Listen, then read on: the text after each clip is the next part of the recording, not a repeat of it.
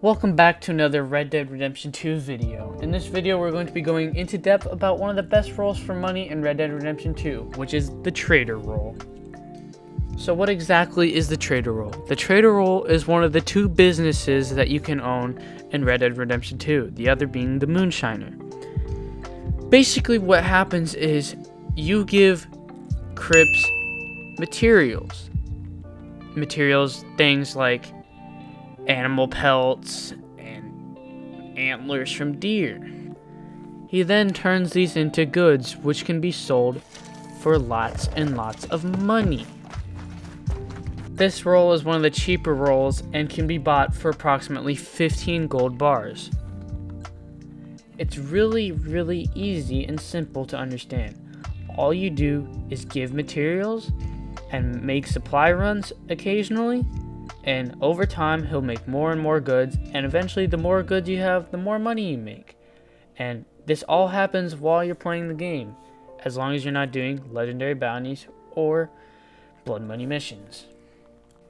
Eventually, when your goods are ready to sell, you can either choose far delivery or local delivery, local having less profit rather than far delivery, which will make you more profit but also increase your chances of danger because players are able to steal your goods straight from you and deliver it to the buyer and get your money that you worked for. I know this sounds kind of boring, and it kind of is, but eventually, once you've made about 100 goods, if you've leveled it up and you have the large wagon for delivery, you can make about at least $500 from selling your goods to even a local trader. This is after about 3.5 hours in game without doing any other missions like blood money missions or legendary bounties, which won't count towards your time in game. Take note of this. There are a couple things you need to know before you buy the trader role. A, you need gold bars. Gold bars, you can either purchase them from the Rockstar store, or you can grind for them, like I did. And B, it's very difficult to get started and going when you've just bought it, the role. You see, the reason this is because cripps barely gives you materials for animal pelts. The only pelts that give a lot are legendary animal pelts. A 3-star white-tailed buck could possibly give you 10 materials max. Mind you, cripps needs a constant supply of materials in order to keep making goods, along with supplies, which can be ordered for $20 or you could do a resupply mission for. So what is the best way to get a constant flow of legendary animal pelts / materials? Well, you see, the naturalist role is probably your best bet. The naturalist role will give you the option to do legendary animal missions where you find legendary animals and Harriet wants you to sedate them for her and take samples.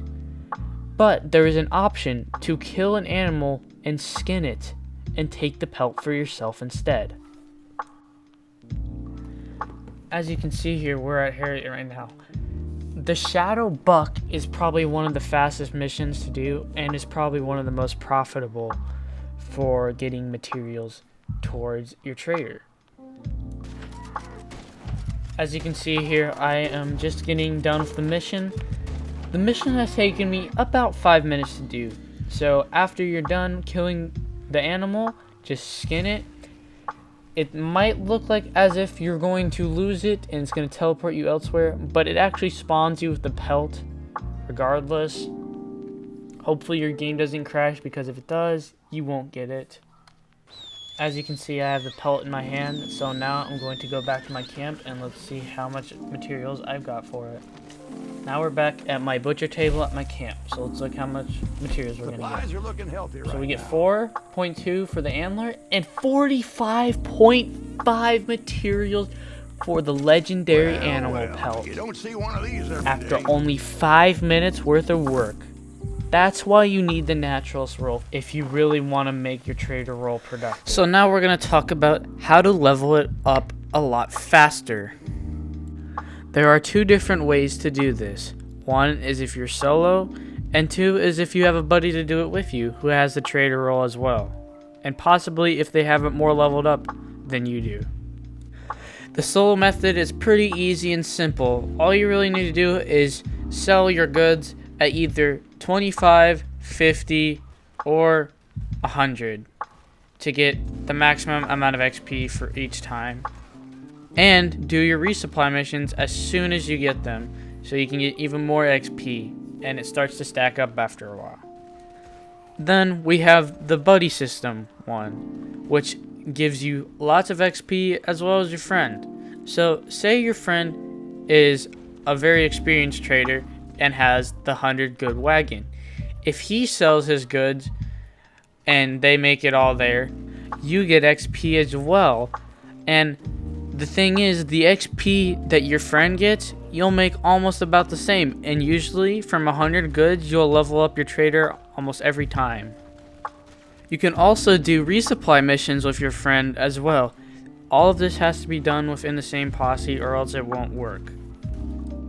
When you sell your goods, if you want more money and XP at the end when you're selling with your friend, you can do the long distance sell and make a little bit more. It's not that much, but it does help, especially since you guys are both there, and it makes enemy traders who want to take your goods a lot harder for them to get your goods.